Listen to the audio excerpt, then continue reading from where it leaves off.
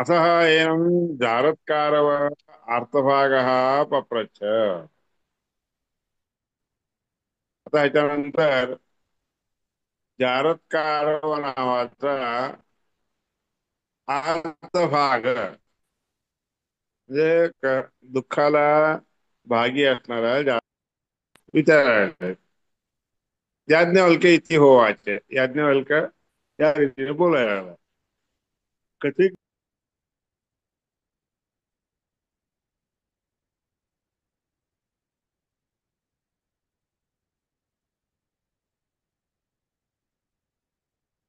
आवाज येई ना गुरुवर्य. हा. आवाज आला नाही मग. आता आला. आता येतंय ना. कधी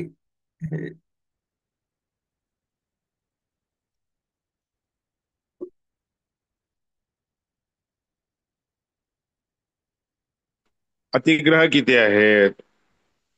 इत्यष्टौ ग्रहाः. 8 ग्रह आहेत की? अष्टावतिग्रह. अतिग्रह देखील 8 आहेत का? इति. ये ते अष्टौ ग्रह, ते 8 जे ग्रह आहेत ते अष्टावतिक ते 8 अधिग्रह. अष्ट जे आहेत ते अष्टावतिग्रह. 8 अतिग्रह आहेत. त्यावर असं जरा प्रथमे तो इति. आलं की. हो. कथम येत इति. ते किती प्रकारचे आहेत असं विचार. प्राणवय ग्रह. सगळ्यात पहिल्यांदा काय, प्राण हा ग्रह आहे. तो अपाने अतिग्रह. अपान वायू जो आहे, जेव्हा त्याच्यात मिसळतो त्यावेळेस ते अतिग्रह होतं. त्या अतिग्रहाने युक्त झालेलं आहे. अपानाने ग्रहण केलेला म्हणजे स्वीकारलेला जो आहे, तो काय करतो? गंधांडी घृती. गंध वास असतो की नाही, तर तो स्वीकार करतो. वाघ ग्रह. आता दुसरा वाघ म्हणजे हे ग्रह आहे. स नामना अतिग्रहेण. तो अतिग्रह नावाच्या ग्रहाने युक्त होऊन, म्हणजे ग्रहण केलं जाऊन, वाचाही नामाने अभिवदती. त्या वाणीमुळे त्याला नाव वगैरे इत्यादी कळायला लागतात. जिव्हा वही, आता त्याच्या पुढचा जिव्हा. जिव्हा वही ग्रह. जिव्हा वही ग्रह. जिव्हा ही एक ग्रह आहे. तर असेन अतिग्रहेण. ग्रह का ग्रहण करणारा असं रस जो असतो की नाही, रसाने युक्त होऊन, जिव्हया ही रसान विजानाती. त्या जिव्हेमुळे सगळे रस कळायला लागतात त्याला. ती जिव्हा. मग त्यानंतर चक्षुर्वयी ग्रह. चक्षु एक, डोळे हे एक ग्रह आहे. रूपेण अतिग्रहेण. रूप नावाचा अतिग्रह त्या अतिग्रहाने युक्त होऊन, चक्षुषा ही रूप आणि पश्यती. डोळ्याने काय होतं, त्याला सगळे रूप दिसून येतात. श्रोत्रम वही ग्रह. त्याच्यानंतरचा ग्रह म्हणजे श्रोत्रे, कान. तर शब्देन अतिग्रहेण. अधिग्रह रूपी असणाऱ्या शब्दांनी स्वीकारला जातो. आणि त्या कानानेही, श्रोत्रेणही शब्दान शृणोती. सगळे शब्द त्याला ऐकायला मिळतात. त्यानंतर मनोवय ग्रह. ग्रहण. ग्रह म्हणजे काय, ग्रहण करण्यासाठी योग्य, स्वीकार करण्यासाठी योग्य. मन हे एक ग्रह. अतिग्रह काम नावाचा अतिग्रह आहे तिथे. त्या अतिग्रहाने युक्त झालेला तो काय होतो, मनसा हे कामान काम येते. मनाच्या द्वारे सगळे कामना, म्हणजे हे पाहिजे ते पाहिजे इत्यादी कशी कामना करत असतो तो. म्हणून 7वा ग्रह आहे. त्याच्यानंतर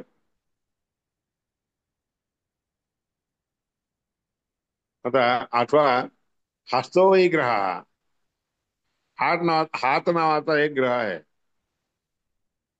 कर्म नावाच्या अतिग्रहाने युक्त होऊन हाताने काय करतो, तो कर्म करायला लागतो. त्यानंतर नववा म्हणजे त्वचा. त्वग वही ग्रह, तो स्पर्शेन अतिग्रहेण गृहीत, स्पर्शरूपी अतिग्रहाने युक्त झालेला होऊन त्वचा द्वारे ते स्पर्श करतात त्याला. इत्येते अष्टौ ग्रह, ह्याप्रमाणे 8 ग्रह आहेत. अतिग्रह देखील 8 आहेत. याज्ञवल्क होवाच, याज्ञवल्क म्हणाला, इदं सर्वं मृत्यो अन्नम काश्चित, हे सगळं जे म्हणलात की नाही, सगळं सांगितलेले 9 ग्रह. मृत्यो अन्नम काश्चित, मृत्यूपासून अन्न स्वीकार करतो.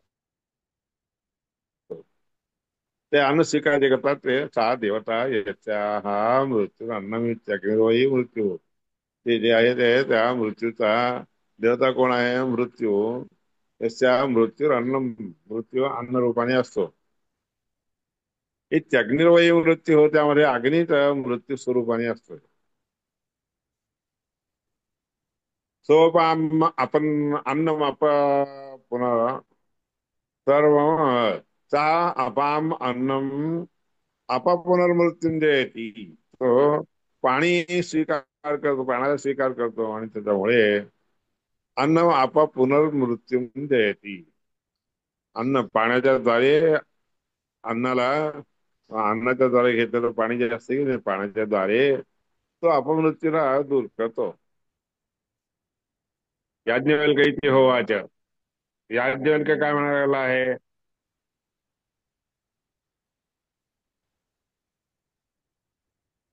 याज्ञवल्क इति होवाच,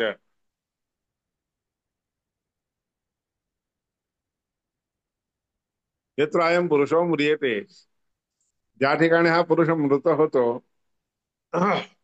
उदस्मात प्राणाः क्रामंती. उत म्हणजे वरच्या बाजूने, ज्या ठिकाणी हा पुरुष मरतो त्या ठिकाणी त्याचे प्राण जे आहेत की नाही वर वर जातात.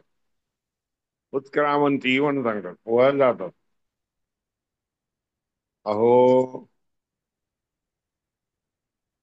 उत्क्रामंती.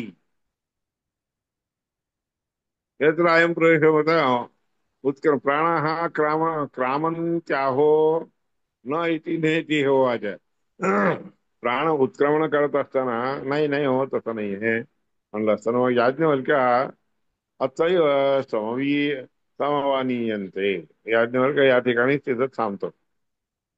स उच्छ्वस उच्छ्वयती अध्यात्म अध्याय, हा, उच्छ्वयती आत्मायती, आत्मा तो मृत शेते.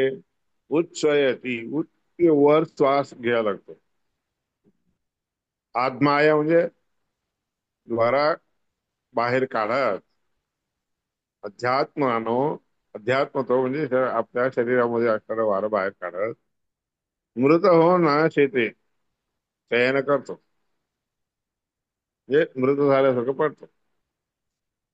याज्ञवल्क इति हो वाच, याज्ञवल्क म्हणाला, यत्रायम पुरुषः म्रियते, ज्या ठिकाणी हा पुरुष मृत होतो ना, त्याने किंवा किमेनम न जहाती, त्याला सोडत नाही तो, त्या शरीराला सोडत नाही. नामेत्य नामेत्यनंतमयी नामानंता विषय देवा, नाव जे आहे सोडत नाही. अनंत असतात नाव. नामानंता विषय देवा, का बाबा, तर विषय देवता देखील अनंत असतात.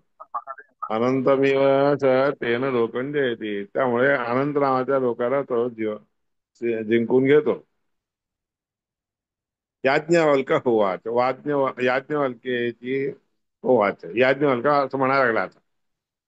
यत्रायम पुरुषो म्रियते, ज्या ठिकाणी हा पुरुष मृत होतो, किंवा न जहाती ती, त्या देहाला सोडत नाही म्हणतात काय. नाम इत्यनंत वै नाम अनंत विषय देवा, असं त्याकरता त्याला अनंत नाव येतं, कारण विषय देवता देखील अनंत आहेत. अनंतमेव च तेन लोकम जयते, अनंत नावाच्या लोकाला जिंकतो तो. याज्ञवल्क इति होवाच. याज्ञवल्क याप्रमाणे म्हणाले, यत्रास्य पुरुषस्य, ज्या ठिकाणी ह्या पुरुषाला अं, यज्ञ यत्रास्य पुरुषस्य,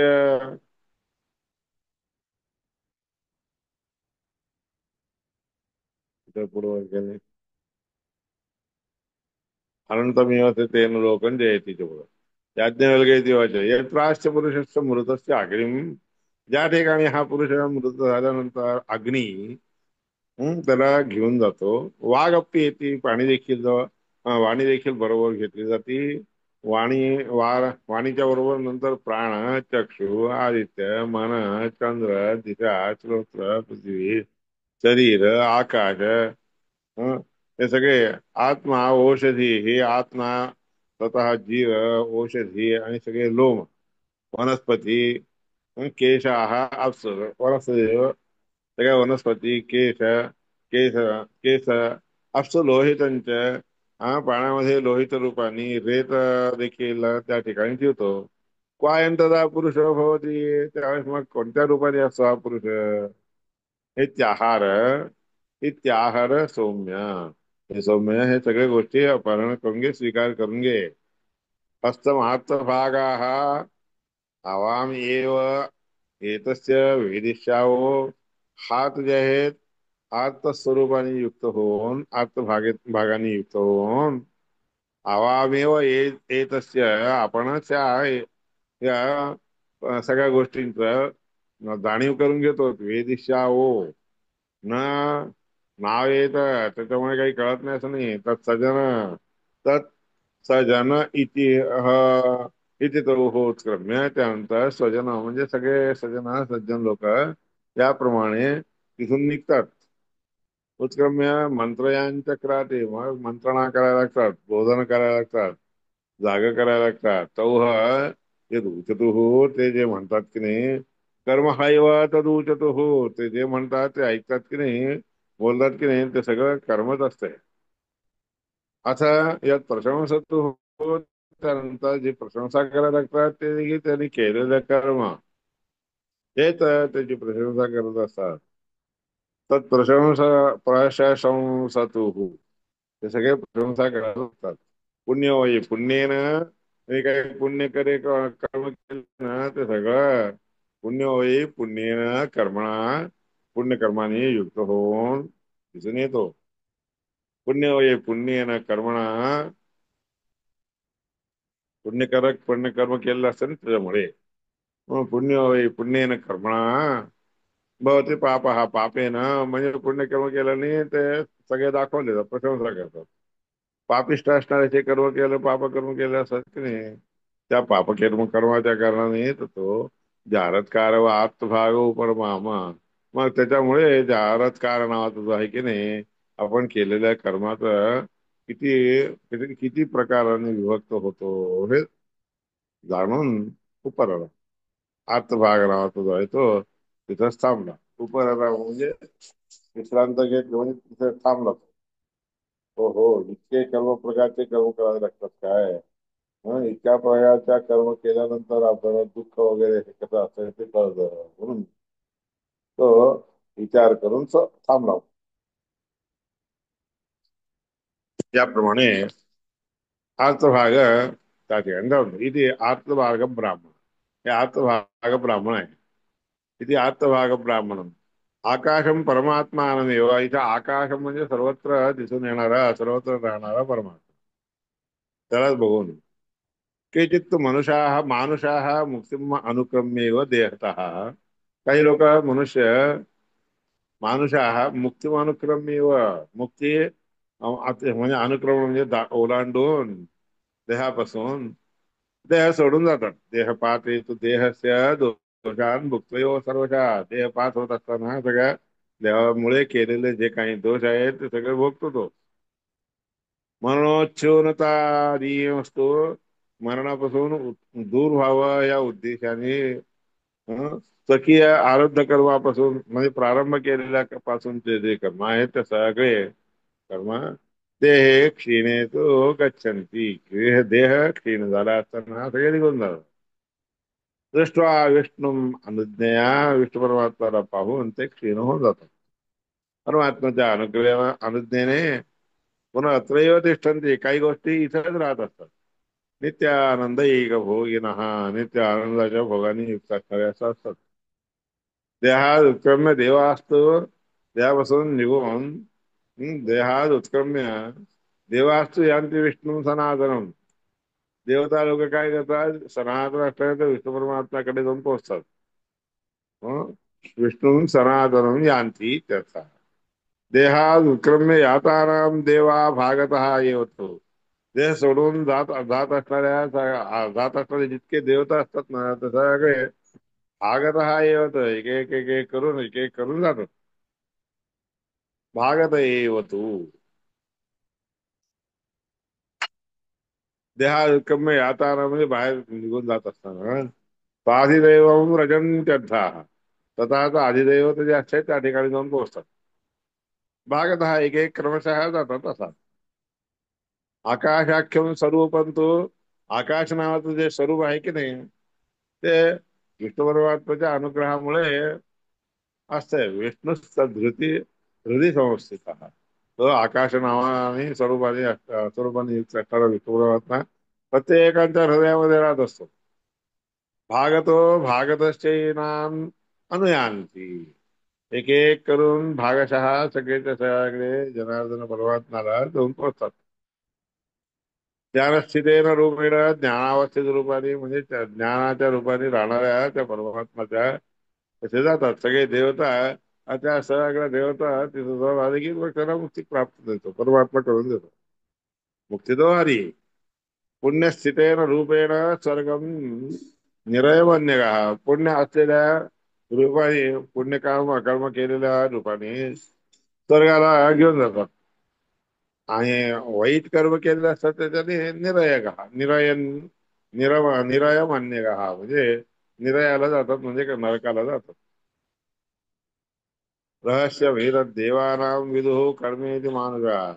हे देवतांचं रहस्य जे आहे की नाही, माणूस लोक त्यांनी केलेल्या कर्माच्या द्वारे प्राप्त करून घेतात, समजून घेतात. तस्मान नैव जने देव येतात. त्या करता ती गोष्ट जी आहे जनेषु एतद विष्णू कर्म प्रकाश आहेत. लोकांना सगळ्यांना परमात्मा प्रकाश म्हणजे स्पष्ट करून दाखवत नसतो. इथे म्हणून सांगितलं. अतएव याज्ञवल्को वा याज्ञवल्को न जनेषु वाच. म्हणून याज्ञवल्क्याने जनांच्या मध्ये लोकांच्या मध्ये सांगितलं नाही. कर्मनामा तो भगवान. कर्मनामाचा जो परमात्मा आहे फलकर्तृत्वतः हरी. हरी परमात्मा काय करतो, फल त्याला देणारा असतो ना, याकरता भगवान त्या लोकांना कोणत्या रीतीचं फळ द्यायचं हे पाहत असतात. आणि ते पाहून पात्रात पापनामाचो आधी नरक लोकांमध्ये नेऊन ना त्या ठिकाणी त्यांना टाकलं जातं म्हणून ते पाप म्हणतात. पापनावानी पुन्हा ते पुण्य नामवान. पापनावानी तिथं पाठवतो, पापामुळे तिथं पाठवतो, केलेलं पाप. आणि पुण्य केलेलं असतं की नाही, त्या पुण्य केलेल्या पुण्यामुळे पुन्हा ते हे पवित्र करतो.